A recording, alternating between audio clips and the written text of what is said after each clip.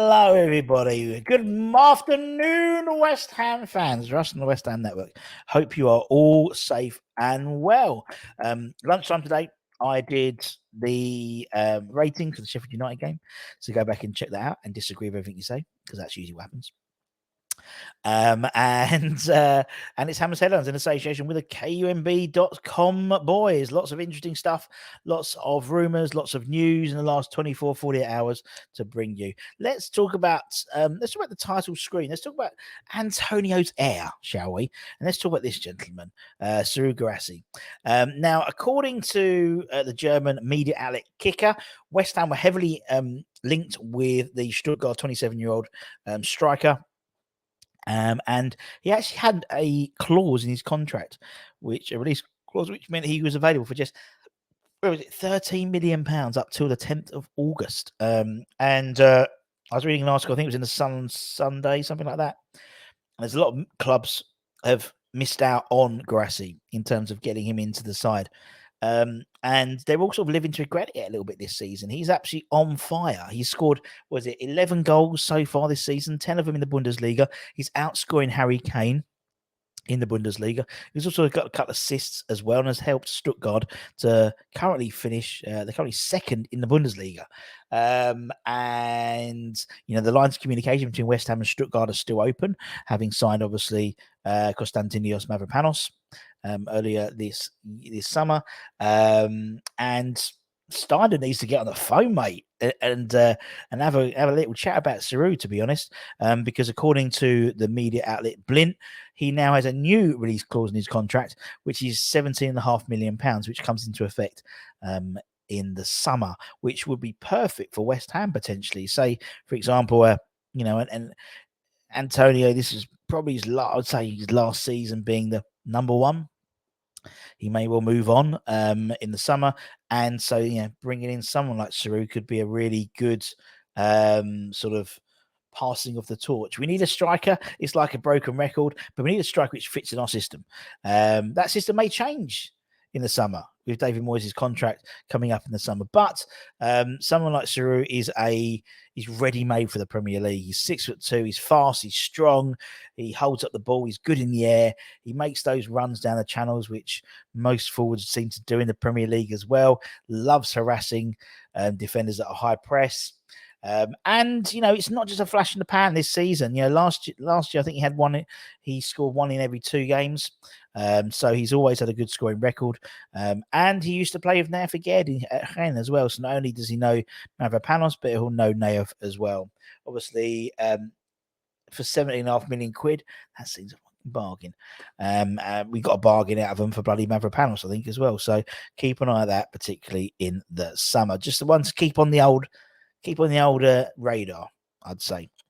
Could we be getting another laser in terms of the Serbian international Udinese midfielder Laser Samaradilovic?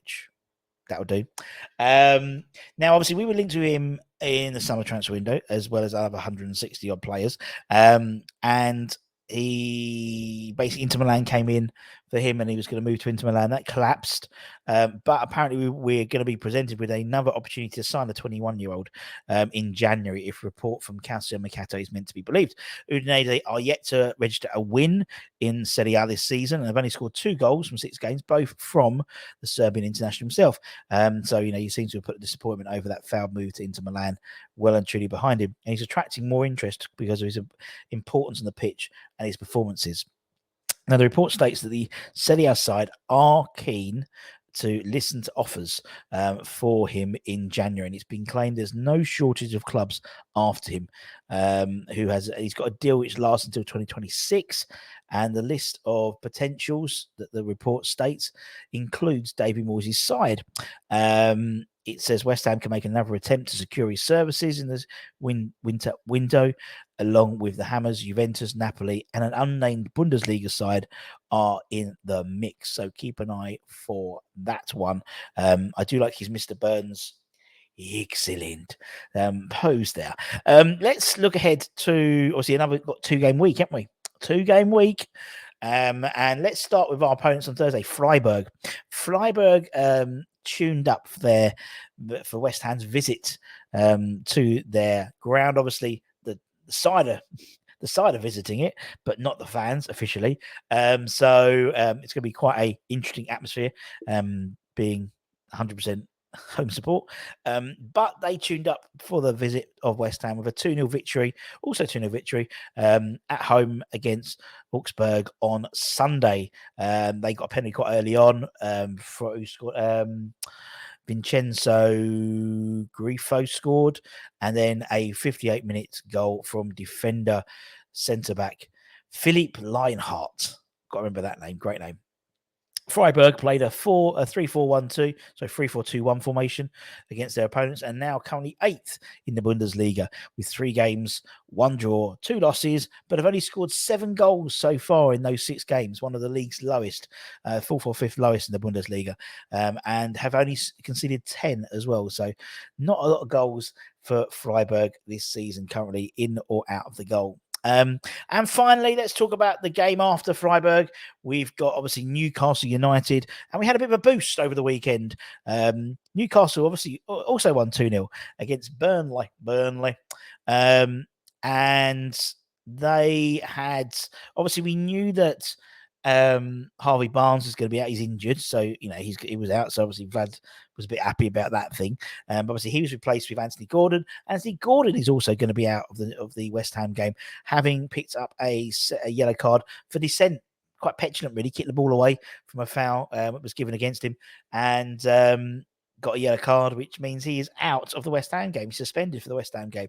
So again, Vlad must be rubbing his hands with glee, although it does mean that it'll just probably put someone, I don't know, Alexander Isaac on the right, or they'll move Jolie, or so they haven't got the players to cope with it. But that's another saving grace potentially. On the West Ham side, Jared Bowen went off with he was limping when he went off about 85 minutes. I think he went off on against Sheffield United.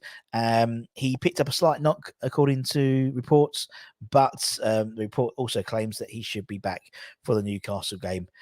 He probably won't travel to Freiburg, but should be available for the Newcastle game. So we should be back to a fully fit squad, hopefully after the Europa League escapades on Thursday. And speaking of that, make sure you keep an eye on the channel. We'll have FC Freiburg opposition fan to talk about the game, and then we'll have all the previews, the predicted 11s. Don't forget, it's a 5:45 kickoff on Thursday in the UK, so don't forget about that, or 12:45 on East Coast. So don't let that trick you, because you don't want to sit down at 8 o'clock ready for the game and we finished it.